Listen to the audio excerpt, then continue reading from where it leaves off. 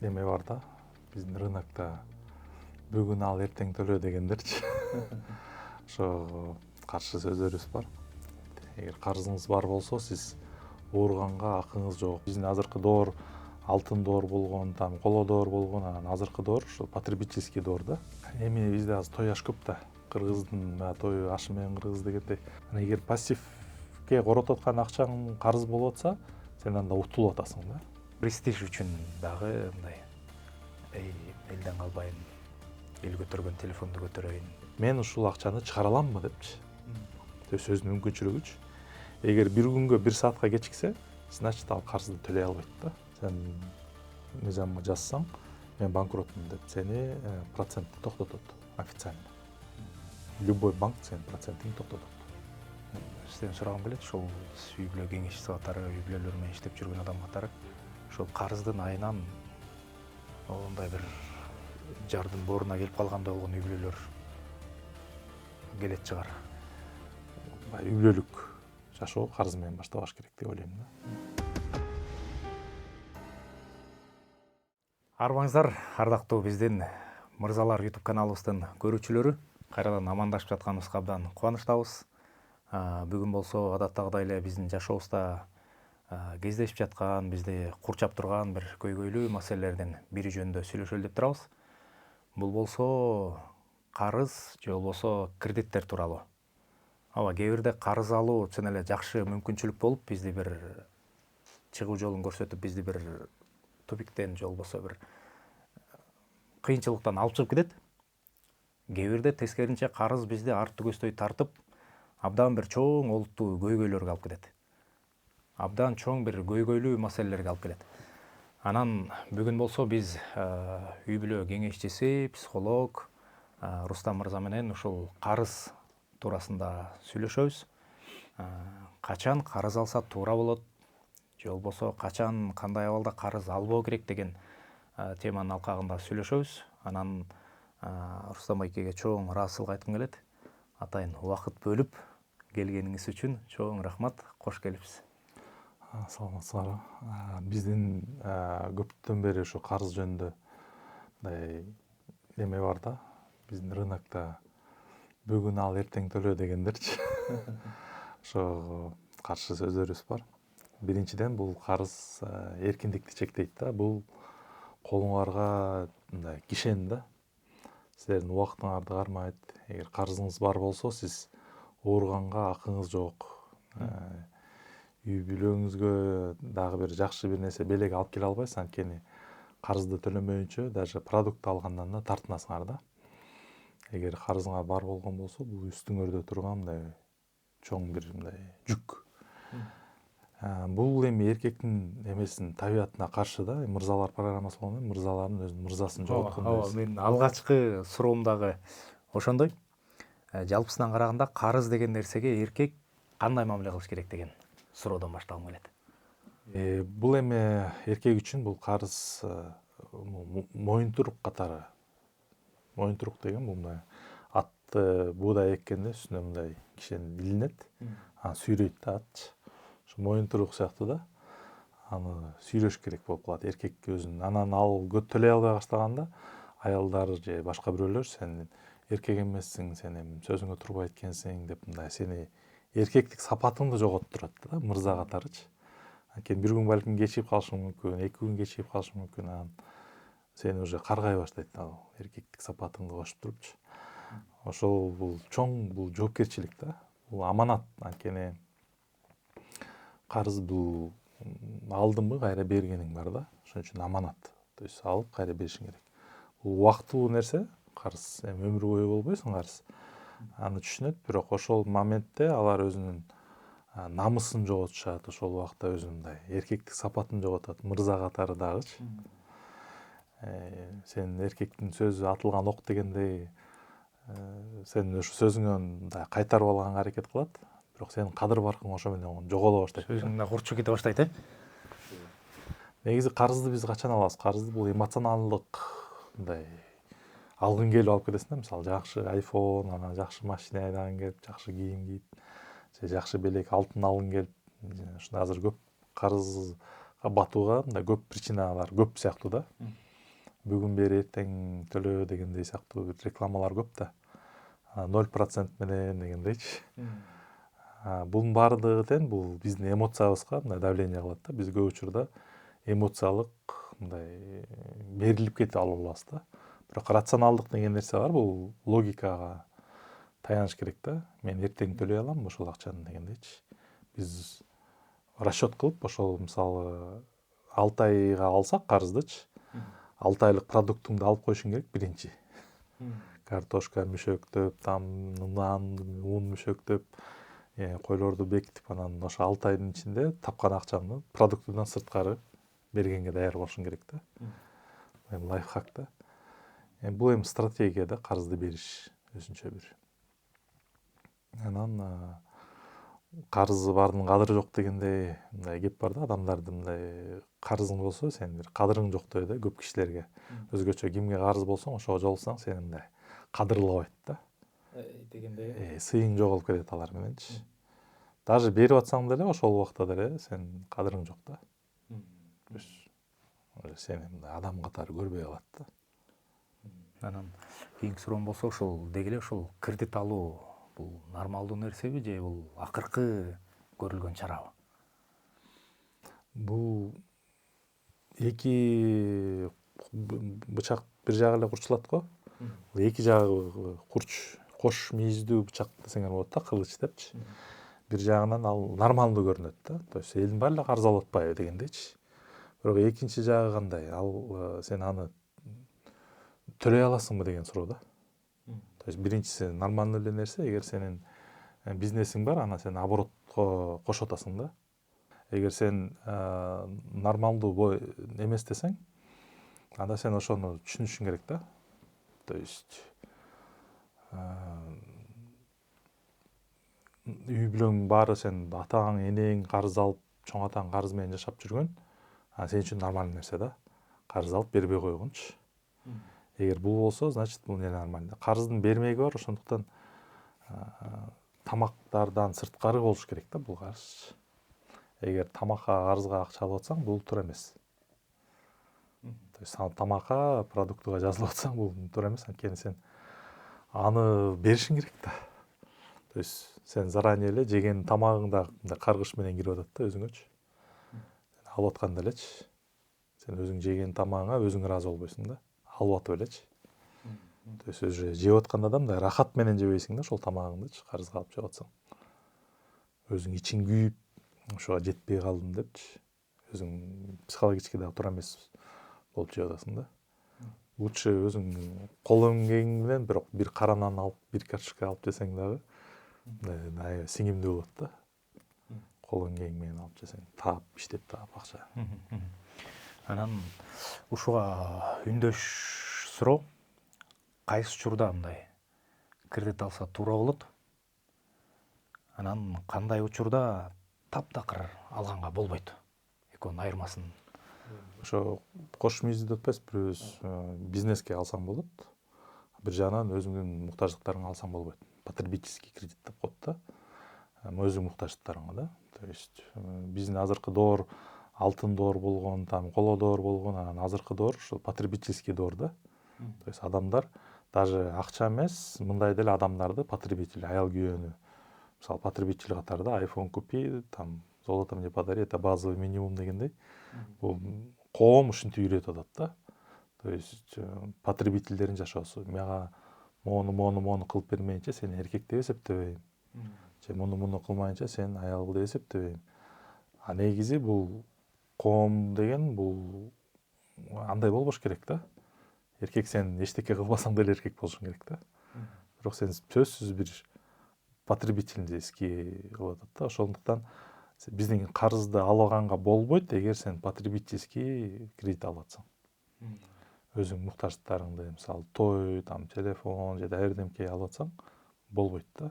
Бул өзүңө шек келтирет да, өзүңдүн эркектик сапатыңа. Аны сатып алганың жакшы, иштеп элечи. Ал эми бизнесиң бар болсо, мисалы оборот алып атсаң, товар алып, товарды сатып атсаң, анда дагы бир кооптуу нерсе бар. Капитал болуш керек. Капитал деген бул оборот эмес, обороттон сырткаркы акча. Ал өзүнчө турган акча. Ал деген оборотко тиешеси жок да. То есть мисалы товар алып атасың, карызга $10,000 карыз. Бирок $10,000 капитал кагазда туруш керек сендечи. Бул на всякий случай да, мындай резерв фонд да. Эгер даже оборотун күйүп кетсе, кытайлар бурдап кетсе, жардам болуп кетсе дагы, таможняда калып кетсе, күйүп кетсе дагы сенин оборотуң жоголбойт да, кайра капиталыңа коюп бизнесиң жүрө берет да. Ошондой учурда туура экен да. Ошондо туура болуп калат. Анткени карызың күйүп кетип атат да. Ошондо жабап калат да. Анан азыр чындыгында көптөгөн эркектердин карыздары бар. Анан кээ бирде тамашалап сурап калышат го, сага бул жашоодо эмне мотивация берет десе, мага эрте турганга, иштегенге, тытынып жашаганга мага карызым мотивация берет депчи. Анан негизги себептер эмнеде болуп атат деп ойлойсуз? Психолог катары, адамдар менен, үй бүлөлөр менен иштешип жүргөн адам катары айтсаңыз. Эми бизде азыр той аш көп да. Кыргыздын тою ашы менен кыргыз дегендей салтыбыз той ашка жакын да. Бүт майрамдарыбыздын баары мындай салтка жарашкан нерсе. Бул той, бешик той баары эле тойго байланыштуу нерселер да. Тойлорду мисалы карызга батып туруп өткөрүшөт да. Эми тойдон келсе жабабыз депчи. Бирок көп учурда өзүнүн катышын санабай калат да. Өзлөрү өмүрү анча акча алып барган эмес. Катыш канча алып барсаң ошончо алып келет. Ошондуктан ошону санап туруп, бул деле бухгалтерия да. То есть мен буларга 5.000 эле алып баргам, значит мага 5 эле миң алып келет. Буларга 10.000 алып баргам, значит мага 10.000 алып келет дегендей, эгер санасаң, анан ошондо чыгашаң жабылса, анда өткөр да. Мен ушу чоң энем менен бир жолу сурагам да. Алардын тою айтат, бизде бир банка огурец менен эле арак, анан ошо бир салат коюп эле ошо менен той өткөн депчи. То есть свадьбасы ошондой болгон экен да, 50-жылдары. Анан тойлордо ушунча акча коротчу эле деп сурасам, тойлорго только өзүңдүн бир туугандарың эле келчү депчи. Жакын. Кошуна андай мындайлар келчү эмес дейт. Только өзүңдүн бир тууганың эле. То есть эгер бай болсоң, мындай көбүрөөк киши келчү, 50-ге жакын. Бирок 200 болгон эмес дейт эч качан. Азыр 500-600 50 киши келсе келди. Эгер бай болсоң, конечно, байларга келчи дейт. Анан кийин 80-жылдары байлар көбөйүп, элдер акча бай жашап, койлорду күндө союп жеп, ошондо анан мындай катыштарына тайкелер, кайын журт баары кошулуп калган дейт да. А так андай болгон эмес дейт. Бизде өзүмдүн бүт туугандарым эле алып келчи дейт. Катышкачы. То есть мисалы мен чоң энем төрөгөндө өзүнүн бүт тууган эле иниси эле алып келген дейт да. Башкалар келген эмес, майрамдаган эмес, бешик той кылган эмес да. То есть каражатына жетишинче эле кылган кыргыздарчы. Андай чапчынып тойго короткон эмес да. Карыз кылат. Азыр ошол көбүнчөсү ошол эл эмне дейт, баланча деле берип атат, анда кой мен деле берейин деген сыяктуу бир кур намыстыктагы бизде ошол карызга түртүп аткандардын бирөө го дейм. Карызды көбөйткөн нерсе бул карызды жабыш үчүн да карыз алгандар да. Ошондуктан анан куру намыс бул жерден роль өнөп кетет да. Бул карызды кайра тиги карыз менен үчүнчү карыз болуп, анан үйүн алдырып, машинени алдырганда анан уже кеч болуп калат да. Анан бүт карыздар негизи мүлктү экиге бөлсө болот да. Актив, анан пассив депчи. Мына любой эле финансист билет. Актив деген сага киреше алып келчү мүлк да. Мисалы, мороженое жасаган аппарат же жүн туткан аппаратпы, бул сага киреше алып келет. Бул мүлкчү. Эгер жөн эле пылесос болсо, ал балким шпыргы деле жетиштүү да. Же болбосо арзаныраак эле пылесос дегендей. Бирок көбү мисалы пассивде турган нерсе да. Мисалы iPhone 17, бирок жөн эле сүрөткө тартканга эле болсо, балким жөнөкөй деле телефон жетиштүү да. Бирок 100.000 сомдук неме бул пассивде туруп калат да. Эгер сен там рилс тартып акча таппасаң эле, ал сен үчүн бул пассив да. Анан эгер пассивге коротуп аткан акчаң карыз болуп атса, сен анда утулуп атасың да. Эгер активге салып атсаң, сен значит байып атасың деген сөз да, ишиң болуп атат деген сөз. Анан математикалык мындай эле эсептеш керек да, сен эмне сага карызыңды көбөйтүп атат. Сенин жашооңдо кайсы буюмдар. эмне кайсы буюмдар сени наоборот иштеп атат.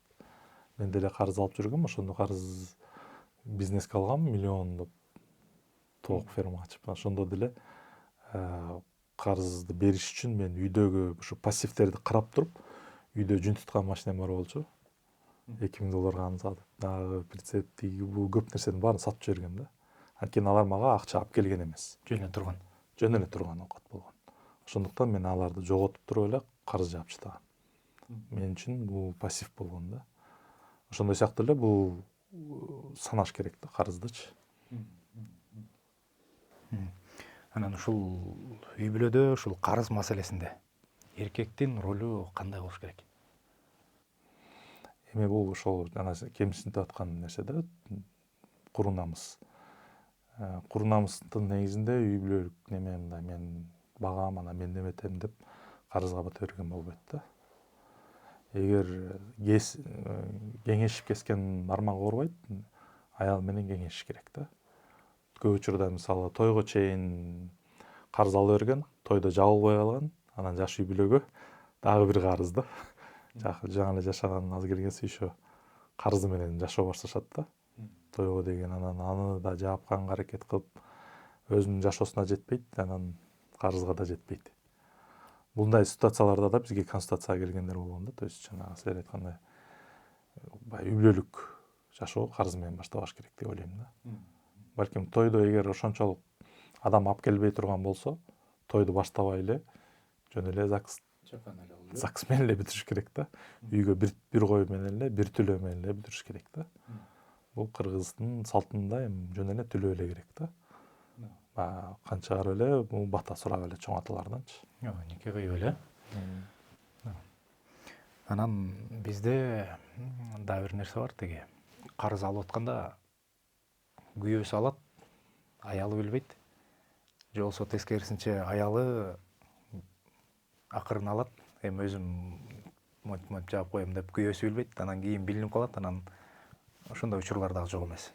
Бул эми эң ажырашуулар бизге келген ошо ажырашуулардын себептеринин бири да. Ошондо айтып атпаймынбы, чынчыл болуш керек депчи. Бул калптын казаны кайнабайт да, бир күнү болсо да ачылат. Анан эми мындай кыскача түшүндүрүп берсем, могу мисалы эгер свеча болгон болсо, свечаны күйгүзүп туруп анан мынтип койнуңа салып жашагандай да, калпчы. Карызчы, айтылбаган, күйөөсүнө айтпаган жай. Анан ал күйүп атат да, же костюмуң күйөт, же денең күйөт да, ал свеча мененчи. Бирок сен ошону басып жүрүшүң керек да. Бир күнү болбосо да, бир күнү ал чыгат, бир кредитор чалат күйөөсүнө, май бербейсиңер, аялыңар алды эле деп. Анан ал чыкканда анан ажырашууга чейинки карыздар болот да. $5000–10 карызга батып, айтпай үстүнө үстөк алып, ломбардта да көбөйүп кетип, алтындардын баары жоголуп кетип, ушундай да. Анан бул свеча сыяктуу эле бул өрт да, ичтегичи жалын. Чындыкты айтыш керек. Бул аварияга алып келе электечи.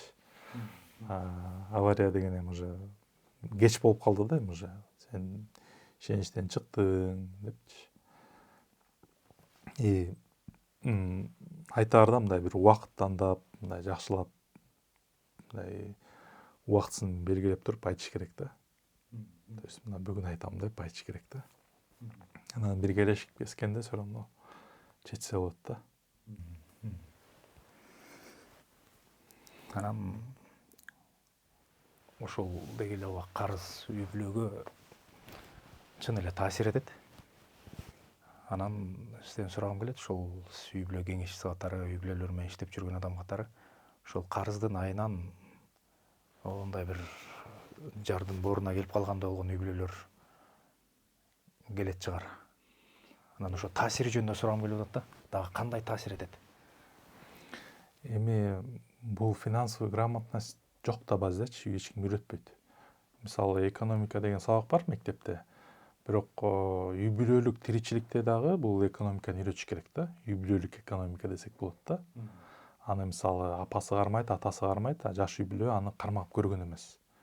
Анан биринчи жыл баягы ата энесинен карызга сурап, мама нанга жок, памперске жок, папа деп ушинтип калышат да жаш үй бүлөлөрчү. Анан ата энеси, конечно, берет, бирок алар деле өмүр бою бере албайт. Ошондуктан алар иштеш керек болот. Анан башында жаш үй бүлө болгондуктан берет, бирок эгер туура эмес фундамент коюлган болсо өмүр бою ошентип карыздап өтүп кетет да ал үй бүлөлөрчү, кыйналыпчы. Ошон үчүн финансовый грамотность керек сөзсүз үй бүлөгө. Даже мектептен деле үйрөтүш керек го дейм да. Анткени 18ден кийин күйөөгө кетип атат. Финансовый грамотностьтан эң немеси булар туура сарптаганды, бюджет жүргүзгөндү үйрөтөт да. Мисалы бюджет, үй бүлөлүк бюджет мисалы зарплата аялыныкы, күйөөнүкү чогуу эсептелип, расходторго бөлүнүп, анан ашып калган акчаны дагы сактап калыш керек да. Ашырыш керек да. Бюджеттен сырткары жашабаш керек. Эң негизги причина карызга баткандын мындай чөнтөктө жок акчаны коротуу да. Ошондуктан карызга батат да. Каалоо тилектерин өзүнүн баягы потребительский жашоосун аны азайтып, булактарды табуу өзүнөчү. Эс алганга дагы, тишин жазатканга дагы ошонун баарын тең эсептеш керек да. Капитал деп ошону айтат да. Анан ошонун баарын эсептегенди мектептен үйрөтүш керек деп ойлойм да. Бизгечи. Тиги немени кээ бирде чын ушундай учур болуп калат. Биз дагы үй бүлөбүз менен жазабыз. Анан кирген кирешеден дагы айдын аягында чыгаш ашып кеткен болот да. Катыш алыш бирдеке сирдеке болотчу. Анан кийинки суроом болсо мындай азыр кээ бирде мындай жана жогоруда дагы кичине сөз кылып кеттик. Престиж үчүн дагы мындай элден калбайын, эл көтөргөн телефонду көтөрөйүн, же болбосо ата энелер кой балам же кызым жер карабасын, эл айдаган машинаны айдасын, же болбосо балам жакындарын уят болуп калбасын, тойду бир кудаларга уят болбой дүркүрөтүп берели деген сыяктуу бир ошондой да учурлар жок эмес да. Анан ушуга келгенде кандай кеңеш? Бул эми жасалма жашоо да престиж дегенчи. Жасалма жашоо эми бул Инстаграм да. Ал жерге адамдар эң жакшы курортко барганын коет, эң жакшы машина алып бергенин коет. Инстаграмда жашоону карап отурса эле адамдар ошентип жашаш керек деп ойлоп, мен да ошондой престижге калып жасалма жашоо деп коет айтайынчы. Ошо жасалма жашоого өзүн теңей баштайт да. Бирок алардын үй күйүп, өрттөнүп, мушташып ошол даражага жеткиче канча эмеси бар, күрөшү бар да. То есть алардын деле күрөшү бар да. Анан ошол кесипке деле жетиш үчүн анан үй бүлөлөр ошол Инстаграмда жашоону карабай, өзүнүн жашоосун Инстаграмга айлантыш керек да. То есть өзүлөрү ошондой иштеш керек, ошондой кесипке ээ болуш керек, акчасын ошондой санаш керек. Даже ютубер деле кесип болуп калды окшойт да. Алар деле акча табат, бирок кесип ал деле окуш керек, ошону түшүнүш керек. Анан туура колдонгонду как үй бүлөдө мындай неме кылыш керек да, престиж кылыш керек да. Элдин көзүнө мындай неме престиж эмес, жакшы кийинип, алтын көтөрүп, алтын тагынган эмес, туура колдонгон престиж болуш керек деп ойлойм да. Мисалы, жана Кытайлардын немеси бар го. Мен бул кружканы канча сомго алдым деп ойлойсуң дейт го. Анан 1000 сомго алдымсың. Жок, мен бул кружканы 200 сомго алдым. То есть мен арзан алдым депчи. Бул как бы мактанчу нерсе ушул болуш керек деп ойлойм да. Мен муну 1000 сомго алдым деп мактанган да эмес. Наоборот, мен муну арзан албадым деп. Бул Кытайлардын немеси да, жана приколучу. Ушунчага арзан алдым депчи. Ушул жерден таптым депчи. Бул престиж деп ойлойм да. Мен экономила депчи. 1000 сомду эконом кылдым депчи. Ошол балким жакшы нерсе деп ойлойм да. Анан мисалы азыр биз ошол көбүнчөсү ушул басымды эркектерге коюп атабыз. Анан ошол эркек адам өзүнүн мүмкүнчүлүгүн кантип туура баалай алат? Өзүнүн кесибин жакшы тандагандан да. Эгер өзү кесиби жок болсо, жумушу жок болсо, анан баягы куру намыс менен эле мен бияктан ала коем да, жактан ала коем да деген туура эмес да. Өзүнүн кесибинен түшүмү көрүп аткан болсо, аны санап чыгыш керек да. Мисалы, эгер $1000 алган атса карызчы, мындай жөнөкөй эле совет, биринчи ай, оны бир жылга алган аткан болсо, бир жылга бөлүп, мисалы айына $100 депчи. Мисалы биринчи айда $100 убагында биринчи числоодо коюп, башка кошелекке салып. экинчи айды дагы $100 салып ошол кошелекке салып чогултуп көчүш керек да 3 айчы. Карыз алганга чейин. Анан 3 айда ал билинет. Мен ушул акчаны чыгара аламмы депчи. То есть өзүнүн мүмкүнчүлүгүчү. Эгер 1 күнгө 1 саатка кечиксе, значит ал карызды төлөй албайт да. Карыз алганга чейин өзү эле өзүнүн күчүн билиш үчүн, ошо карыздын салмагын сезиш үчүн. Мисалы мен айына эгер машина азыр айтып атпайбы, биринчи без первоначальный эле беребиз депчи. Айына 35 миң, 10 миң депчи. Даже ошол 35 миңди деле алып туруп өзү биринчи айда салсын, өзүнүн чөнтөгүнөн, бул чөнтөгүнө дегендейчи. Экинчи айда салсын, үчүнчү айда салсын, анан 4-нчү айда сала албай калса анда даже 1 күн кечиксе, же 1 саат кечиксе, анда значит мүмкүнчүлүгү жок да андай алгангачы. Бир жагынан жакшы неме экен. Лайфхак деп коебузбу? Бир жагынан өзүнүн күчүн билүү, экинчи жагынан ошо карыздын даамын сезет да. Мисалы 35ти бияка салып салсаң, биягы Анан жоопкерчиликтүү адам менен, мисалы өкүл атасы менен же дагы бир адам менен сүйлөшүп, мен берип турайын, сиз мага жана банктагы кредитор сыяктуу чалып неметип көргүлө депчи. Психологический давление кылып көргүлө депчи. Эгер чын эле коркуп атсачы, анан бүгүн срок кана дегенде баягы бул психологический депрессияга кирет да. И анан лучше не стоит болот да. Эң жакшы туура ыкма ошол алчу оокаттын 50% болуш керек деген сөз да. Азыр бизде 30% эле бер деп атпайбы? 30 эмес, 50-сү болсо, анда калганы 5% болуп кетет да көп учурдачы. То есть 50% бар болсо, анда 50%-ын алган жеңилирээк болот дайыма. Мисалы мен мону алган атсам, ошо алам деп ойлонуп жүрөм. Жок деген ошондо 50%-ын чогултуп анан берсем жеңил болот. Жеңил. Анда сен уже жарымынан көбүн берген болуп атасың да. Ооба. Калганы жеңилирээк жүрөт да, бат-баттан кетирет да. Анан карыздан чыгуу жөнүндө дагы бир аз кичине жогоруда да кичине тийип кеттик, бирок ошол чыгуу жолунун биринчи кадамдары кандай болуш керек? Же болбосо деги эле ушул карыздан чыгуунун кадамдары кандай? Бул мындай победа баракчасы керек да тоогочу. Мисалы, аялыңыз менен күйөөңүз жаздыңар. Конча карызыбыз бар депчи. Аманга, эсенге ушунча миңден депчи. Анан аны көрүнгөн жерге илип, үйдүн мындай өтүп кетип калбайсың да. Төш жака илип туруп, мындай көргөндө онча карызым бар экен депчи. Анан күнүгө мындай берген сумманы чийип коюп туруу да. Мисалы, таблица кыласыңар да. Мына бүгүн 1000 берем, эртең 1000 берет. Анан ошону чийип күнүгө чийип туруу да. Анан көргөн сайын мен жеңишимди көрөсүң, өзүңдүн жеңишиңди көрөсүң. Жеңишти көргөндө сен эртең дагы иштейин деп күнүмкү жеңишти жазып турасыңар да. Амандыкын, бүттүкүн, турсундукун бердик, мунукун бердик, тигиникин бердик деп. Анан жеңиш барагы боло баштайт да ал. Карыз барагы маселе. То есть анан бул жардам берет карыздан чыгуугачы. Көрүп туруш керек экен да. Көрүп туруш керек сөзсүз. Анан бул визуально дагы жардам берет да. Мен каяка баратам. Анан карыздын үстүнө кайра процентке кайра карыз албаш керек. То есть бул карызга жапканда процент көбөйө берет да. То есть проценттин суммасы процентке дагы кошула берет да. Ошондуктан аны албаш керек да. Лучше жана үйдөн айтып атпайбы, пассивтерди сатыш керек депчи. То есть акча алып келбеген буюмдарды сатыш керек да. Жана мен сатып үйдүм деп атпайбы, миллион карыз болгондочу.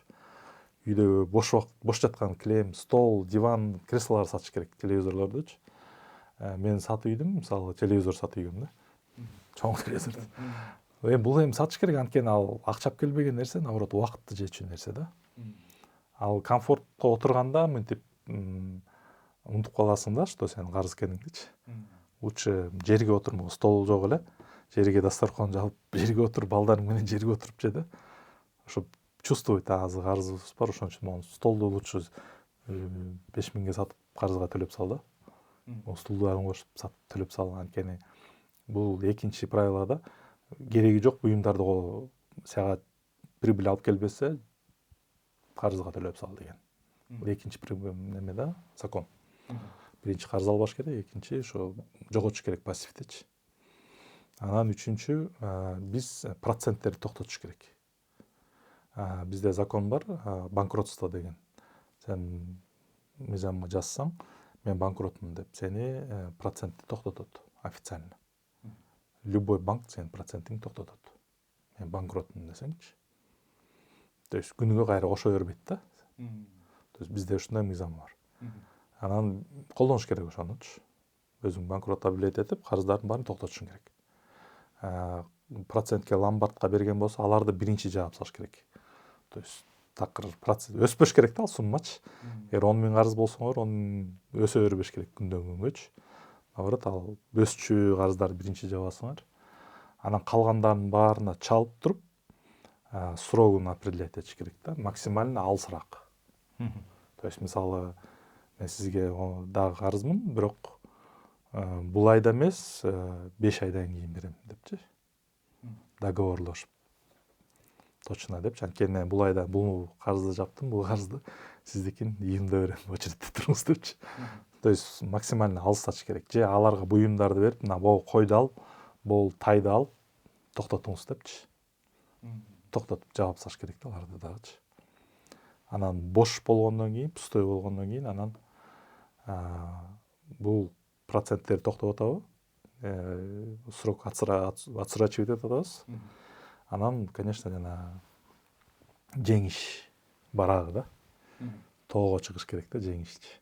То есть ар бир жазылганды жеңип, мен муну жеңдим деп, өзүңөрдүн мотивацияңар да. Анан ошол сөзсүз кылыш керек. Бул дагы 5 принцип бул немеде китептен алганбыз, японецтер жазган. Жакшы. Анан ошол карыздын бир көрүнбөгөн басымы бар. Адамдарды мындай эмоционалдык жактан, психологиялык жактан дагы басат го. Анан эркек ооба карыз моюнда, андан качып кете албайсың, бирок ошондой басымдарды кантип жеңиш керек ошол карыздан чыккычакта. Кээ бирде бар го мындай ошол карыз бар, бул жагынан карыз, тиягынан эч ким ондай бир нерселер жеп атып, мындай теңме-тең эле басат да. Анан ушундай учурда чыгуу жолдору. Жанагы өзүнүн немелерин жазып атканда деле эркек түшүнөт да, что мен мүмкүнчүлүгүм өзүн сени так билиш керек да, мүмкүнчүлүгүнчү. Мисалы, ар бир өзүнүн мүмкүнчүлүгүн билет да. Мен сиздин мүмкүнчүлүгүңүздө жашай албайм. Же меники башкачараак да мүмкүнчүлүгүм. Анан ошол мүмкүнчүлүгүңө жараша оокат кылыш керек да. Эч уялбайчы. Эгер автобус менен жүрөм десең, анда автобус менен да. Бул эркектик сапатты бузбайт да, сен автобус менен жүргөнүңчү. Сөзсүз машина же такси менен эмес да. Бул эми наоборот сенин киреше топтоп атканын белгиси да. Эгер жөө атсаңчы.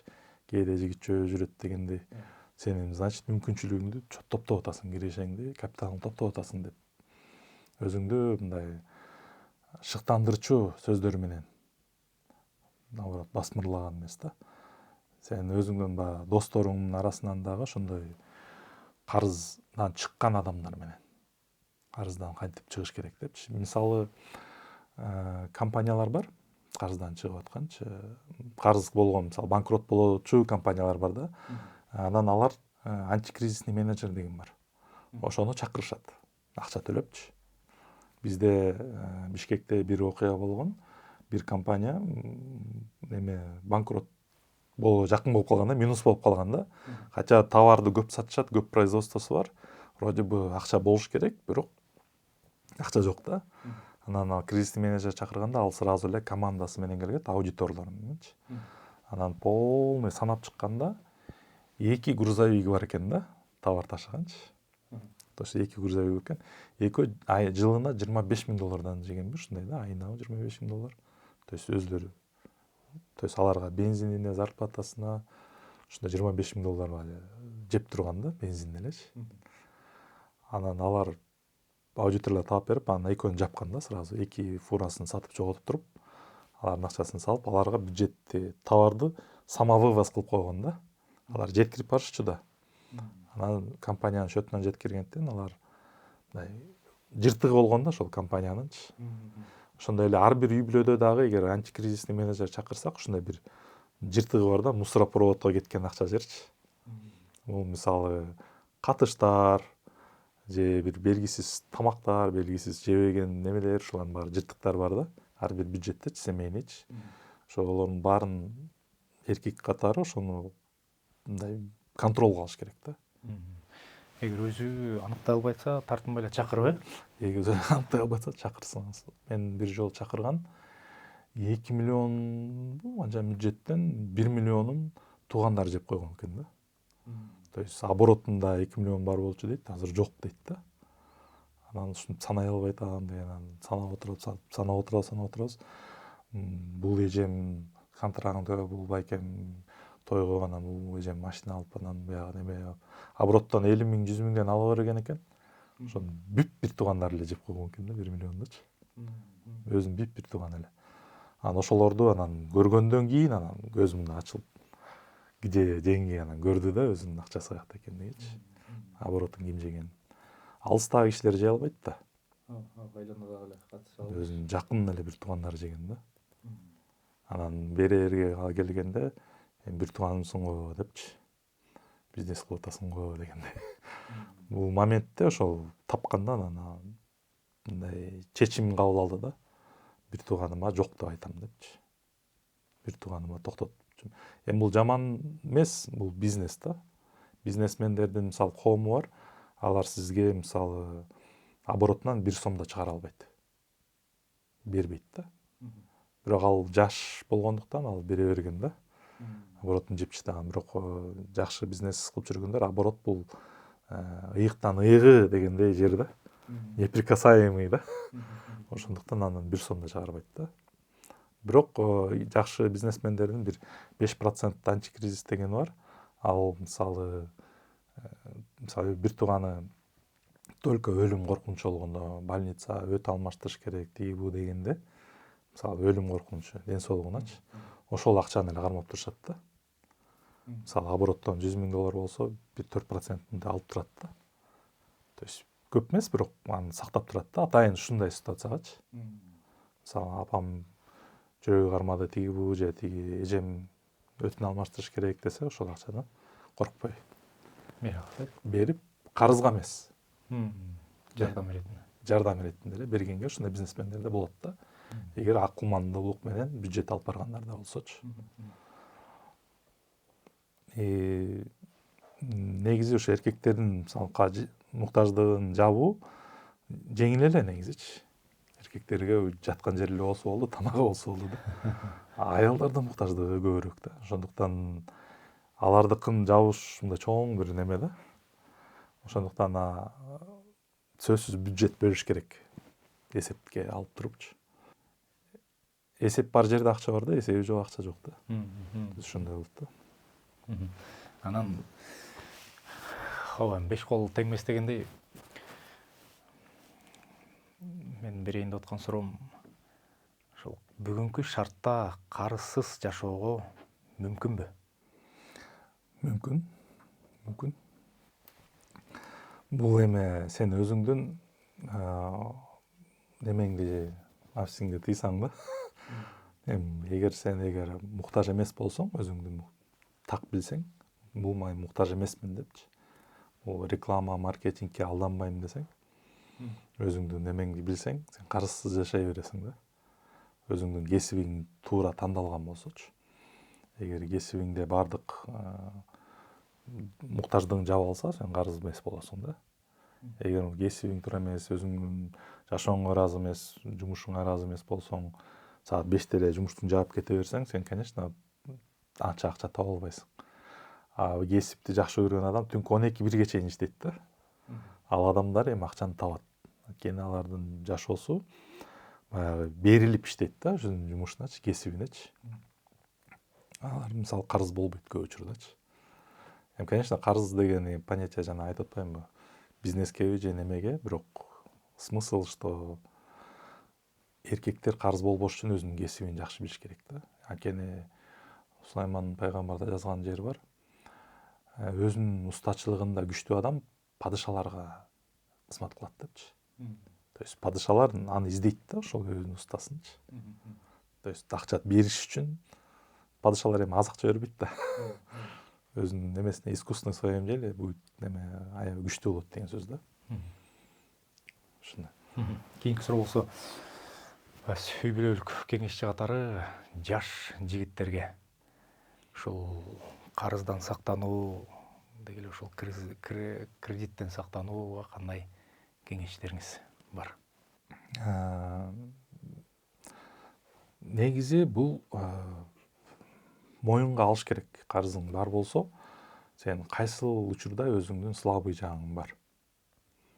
Мен момундан слабыймын депчи. Мен алсызмын мисалычы.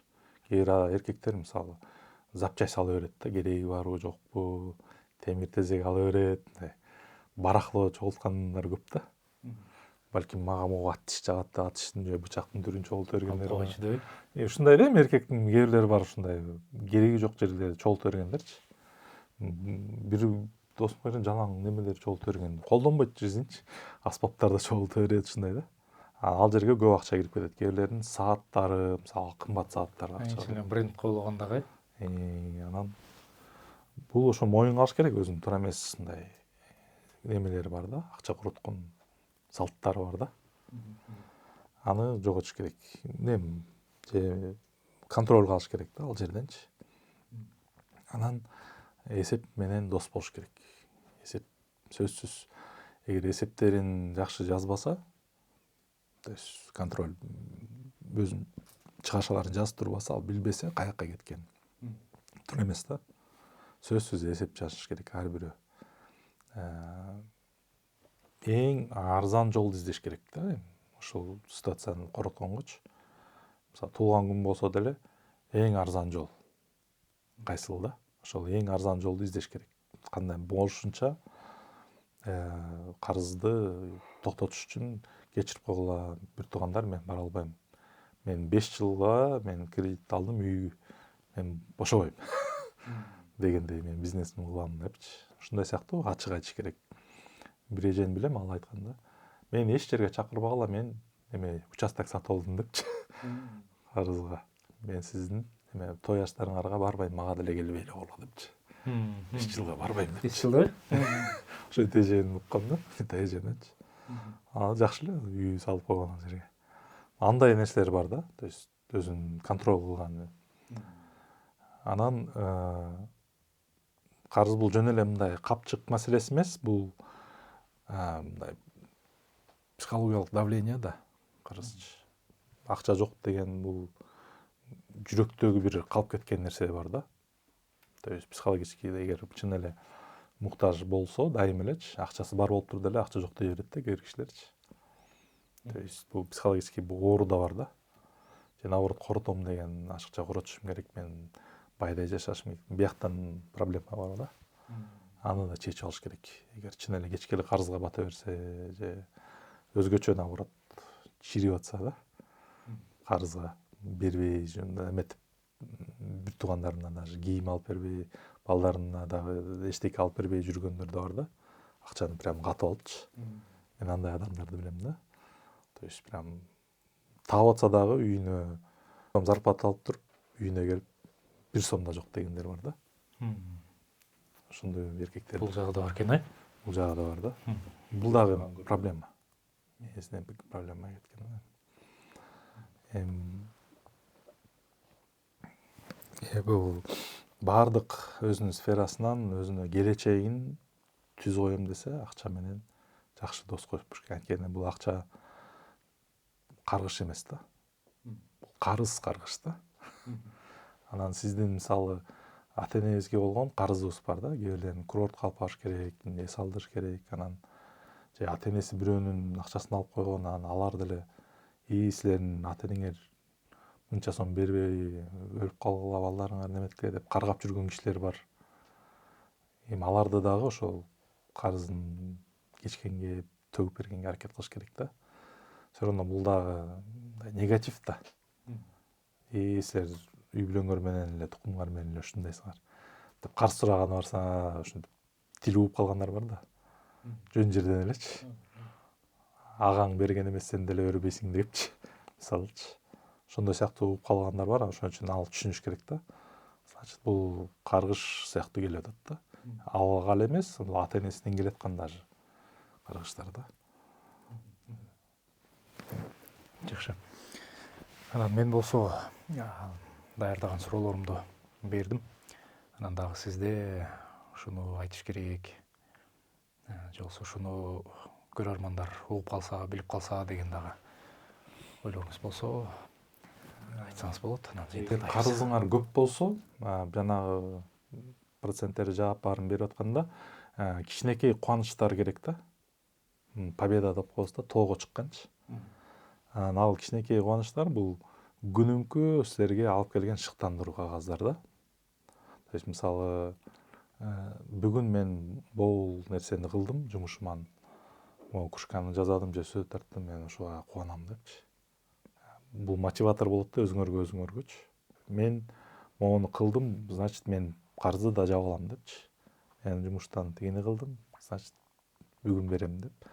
Бул кечке негативде жашабай, позитивде жашаш үчүн ушундай кичинекей нерселерге да ыраазычылык кылыш керек да. Мен ушуга ыраазымын деп, Кудайга шүгүр айтып эметиш керек. Бул ошондой болгондо, моментально позитивдикке өткөндө жумуш дагы илгерилейт да. Жакшы болуп жүрөт да. Эгер минусовой келсеңер, өзүңөр минусовой отурсаңар, анан жумуштан клиенттер келсе, аларга дагы терс, өзүң биякта карыз болуп атсаң, анан аларга да терс жооп берсең, алар дагы сени көрүп, сен менен иштешпейбиз деп башкаларга кетип калып, то есть кайра эле минусовой боло берет да. Ошондуктан даже карызың болуп турса дагы бир жеңиш, өзүңдө кубанычтуу бир нерсе болсо, ал сени позитив берсе, келген кардарларыңа дагы ошондой позитив менен мамиле кылсаң, алар дагы ишиңди оңолтот да. То есть өзүңдүн эле настроюң бузат да бул жерденчи. Ошон үчүн настройду эркектер өзлөрүнүкүн оңдобосо, же аялыңар ошентип оңдоп бербесе, сен молодец, сен бүгүн колуңан баардыгы келет, сен мен укмуш күйөөм деп, сенин колуңан баардыгы келет деп, мындай күндө бата берип жиберсе, тоже жакшы да. Шыктандырып турса. Эми эркектер үчүн бул чоң сыноо, бул финансылык жоопкерчиликчи. Бирок бул силерди бир аз убакыттан кийин силерди чыйрак кылат да. Көп нерсеге сабак болот, Жакшы. Дагы ойлор болсо? Дагы бир жакшы кичинекей кубанычтардан сырткары, бул күнөөлөргө тыюу салуу да. Көп учурда көп күнөөлөр карызга батырат да.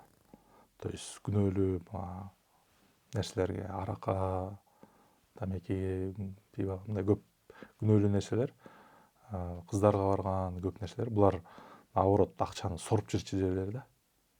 Эч нерсе адамдан эчтеке калтырбайчы. Бүт кирешең баарын кошуп алып кетчү нерсе да. Ал ошол балдарыңдан наоборот уурдачу нерсе да, сени карызга батырчу жер да. Ошон үчүн күнөөдөн дагы өзүңө тыюу салышың керек да. Жок, мен бул күнөөлүү нерселерди кылбайм депчи. Ошондо сенин карызың да ошол кетет да, анткени ал жебейт да сени, күнөөлүү нерсечи.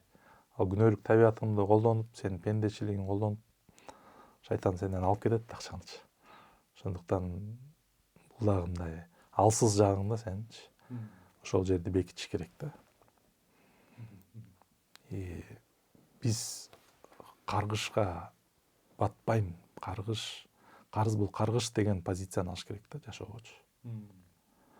Карыз бул каргыш деп. Бул позиция сенде мындай жакшы болсо, сен алгандан тартынып турсаң жакшы да.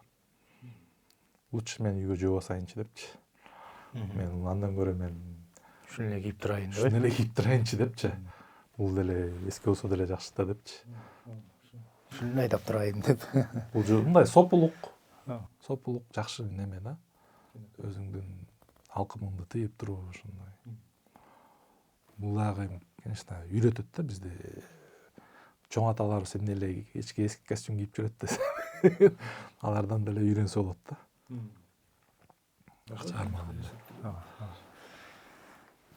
Абдан жакшы. Рустам айке, азыр ушул экөөбүздүн маегиңизден, сиздин кеңештериңизден мен толук ишенем. Сөзсүз пайдалуу нерсени алды деп биздин көрөрмандарыбыз, угармандарыбыз. Анан сизге чоң рахмат дагы бир ирет. Убактыңызды бөлүп атайын келгениңиз үчүн. Анда биз азыр көрсөтүүбүздү жыйынтыктайбыз. Ардактуу көрөрмандар, жогоруда айткандай чын эле ушул азыркы эгер кимде ким карыз болуп турса, ошол нерсебиз биздин кийинки жашообузга, кийинки кадамдарыбызга чын эле чоң сабак, чоң үлгү болуп, мындан аркылы кадамдарды бала чакабызга, небере чөбүрөлөрүбүзгө мындай карызсыз жолду көрсөтүп берген бир жол болуп калсын деген тилек менен бүгүнкү берүүбүздү жыйынтыктайбыз. Саламатта болуңуздар. 25 жаш. Бул жашта адам өзүн чоң сезет, кыялдары көп болот. Элге өзүндү көрсөткүн келет. Сыртынан караганда баары жакшы көрүнөт. Колунда телефон, үстүндө жакшы кийим, соц тармакта күлүп жүрөсүң. Кафеде отурган сүрөттөр, достор, стористер. Баары сен бактылуусуң деп ойлойт. Бирок эч ким сенин ичинде эмне болуп жатканын көрбөйт. Эч ким сен түнкүсүн эмнени ойлоп кутабай жатканыңды билбейт. Кээде адам эң катуу чарчаганда деле сыртынан жылмайып жүрө берет. Карыз. Ал жөн эле акча эмес.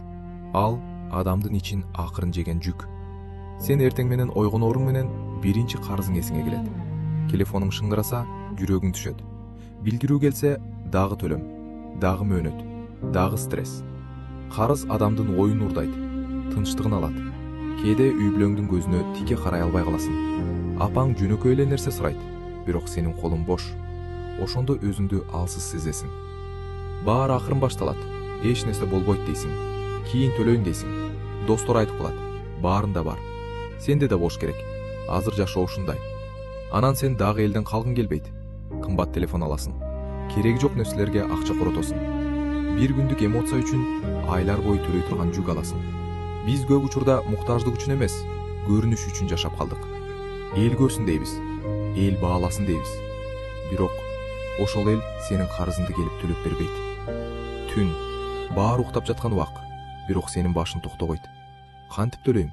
Кайдан табам? Эмне кылам? Бир карызды жабыш үчүн дагы бир карыз аласың. Ошентип адам акырындык менен өз жашоосунун кулуна айланып калат. Эң жаманы, карыз акчаңды эле эмес, күчүңдү дагы жейт. Жылмайганың азаят, сабырың азаят. Үйдөгүлөргө кыйкырып баштайсың. Ичинде тынчтык жок адам сыртта дагы бактылуу боло албайт. Кээде адамга жөн гана акыл керек болот. Тажрыйбалуу сөз, чындык. Атасынын бир сөзү бүт жашоону өзгөртүшү мүмкүн. Балам, карыз алардан мурун аны көтөрө аласыңбы? Ошону ойлон. Чыныгы эркек эмоция менен эмес, жоопкерчилик менен жашайт. Себеби карыз жөнөкөй кагаз эмес. Ал сенин эртеңки күнүңө берилген убада. Кредиттин өзү жаман эмес, баары аны кайда колдонгонуңа байланыштуу. Эгер ал өсүүгө жардам берсе, иш ачса, үй бүлөңгө пайда алып келсе, анда бул инструмент. Бирок жөн гана көрүнүш үчүн алынган карыз акырындык менен адамды ичинен сындырат. Себеби бай көрүнүү менен чыныгы бай болуунун айырмасы чоң. Бул жашоодо баары убактылуу. Телефон дагы эскирет, машина дагы эскирет, мода дагы өтөт. Бирок карыздын салмагы адамдын ичинде көпкө калат. Кээде адамдар бай көрүнүш үчүн эркиндигин сатып жиберишет. Чыныгы байлык кымбат нерсе эмес. Чыныгы байлык тынч уктаган түн, таза абийир, башындагы тынчтык. Ошондуктан карыз алардан мурун өзүмө бир суроо бер. Мен муну чындап көтөрө аламбы?